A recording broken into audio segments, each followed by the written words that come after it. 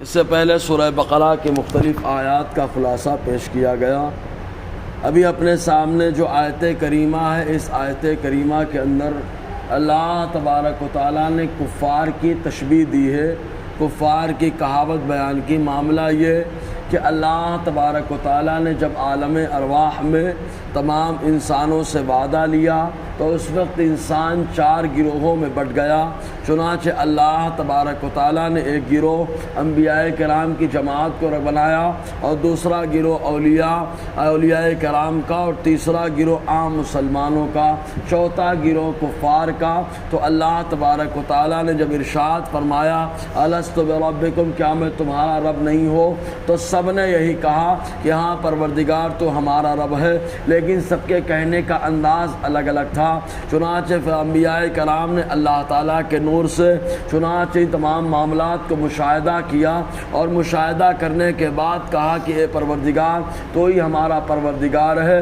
اور اولیاء کرام نے جو انبیاء کرام کے واسطے سے اور ان کے وسیلے سے دیکھا، مشاہدہ کیا، اس کے بعد کہا ہاں تو ہی ہمارا پروردگار ہے۔ اور تمام ایمان والوں نے ان 2 وسیلوں سے، انبیاء اور اولیاء کے وسیلوں سے دیکھ کر کے کہا ہے پروردگار تو ہی ہمارا پروردگار ہے۔ اور کفار چونکہ ان تک نور نہ پہنچ سکا تو ان لوگوں نے شدہ تمام لوگ کہہ رہے، اس لیے کہنا شروع کر دیا تو ہی ہمارا پروردگار ہے۔ یہی وجہ کہ جب زمین پر آئے تو وعدہ فراموش کر چکے، اور جو ایمان والے ایمان لانے والے رہے تو اللہ تعالیٰ نے ان کی رہبری کے لیے انبیاء کرام کو جب بھیجا، یا انبیاء کرام نے کسی ولی کو روانہ کر دیا، تو جیسے ہی ان کو سمجھایا گیا وہ ایمان تو لے آئے، لیکن کفار کے سامنے جب باتیں رکھی گئی تو وہ اکھڑ پن اور انا کا معاملہ ان لوگوں نے پیش کر دیا، کیونکہ ان لوگوں نے سمجھا نہ تھا اور نہ مشاہدہ کیا تھا نور الہی کا۔ اس وجہ سے ان لوگوں نے جو ہے وہ تمام وعدہ جو شدہ اور سننے کی وجہ سے ان لوگوں نے کہا تھا وہ فراموش کر چکے اور انا پہ آ گئے، تو معاملہ بالکل ان کا جانور سے بھی بدتر ہو گیا۔ جانور کا معاملہ تو ایسا کہ تمام چیزوں کے اشارات جانور کبھی کبھی سمجھ لیتے ہیں، کبھی آواز بھی سمجھ لیتے ہیں، لیکن کفار کا معاملہ ایسا کہ کچھ بھی کہا جائے چیخ و پکار کے علاوہ کوئی چیز تصور نہیں کرتے۔ تو اللہ تعالیٰ فرماتا ہے وَمَثَلُ الَّذِينَ كَفَرُوا كَمَثَلِ الَّذِي يَنْعِقُ بِمَا لَا يَسْمَعُ إِلَّا دُعَاءً وَنِدَاءً، اور ان کی مثال جنہوں نے کفر کر دیا، ایمان کی طرف توجہ نہ دی، اس کی طرح ہے جو چیخ و پکار کے علاوہ کچھ نہیں سنتا ہے، خالی سنتا ہے تو چیخ و پکار کو سنتا ہے۔ یہاں اللہ تعالیٰ نے 2 لفظ خاص استعمال کیے، دعا و نداء، دونوں کا معنی حالانکہ پکار ہے، لیکن دونوں کے پکارنے کا انداز الگ الگ ہے۔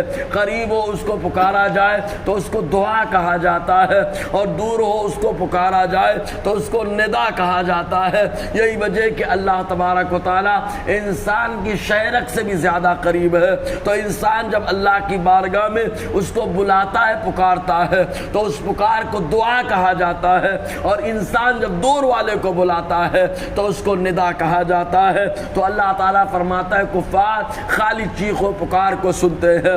صم بکم عمی فہم لا یعقلون، صم گونگے ہیں وہ لوگ، حالانکہ اللہ نے قوت گویائی زبان کو دی ہے، لیکن گونگے انہیں سمرا دیے کہ کلمہ پڑھ کر کے مشرف باسلام نہیں ہو پاتے اور نہ حق بول پاتے ہیں۔